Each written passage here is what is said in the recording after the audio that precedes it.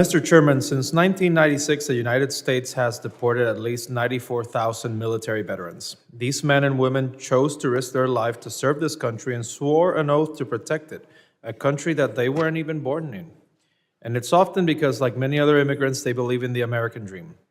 There's about 700,000 foreign-born veterans and another 45,000 foreign-born active service members in the U.S. Armed Forces right now.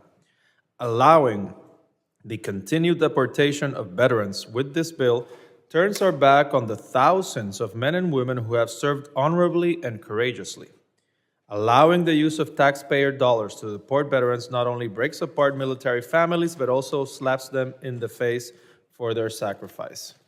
We owe it to all veterans, regardless of their immigration status, to have the opportunity to remain in the United States. My amendment prohibits the Department of Homeland Security from using any funds in this bill to remove any U.S. military veteran who was honorably discharged. I hope my colleagues across the aisle can agree that Congress honors service and we shouldn't deport it. Residents of Puerto Rico and all the Commonwealths and territories are American citizens who deserve the same access to FEMA grant resources as those living in the 50 states and Washington, D.C. While Puerto Rico currently receives state Homeland Security grant program funding, excluding territories and commonwealths from the text of the underlying bill sends a harmful message that we are less important.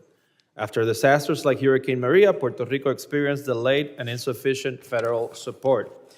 Including in the text of this bill the term territories will ensure that Puerto Rico is not excluded as an afterthought in a future national emergency response. My amendment would ensure that $2.5 billion in FEMA grant funding in this bill would go to communities like mine, who deserve representation and opportunity to compete for federal funding. I urge my colleagues to support this amendment, and I yield back.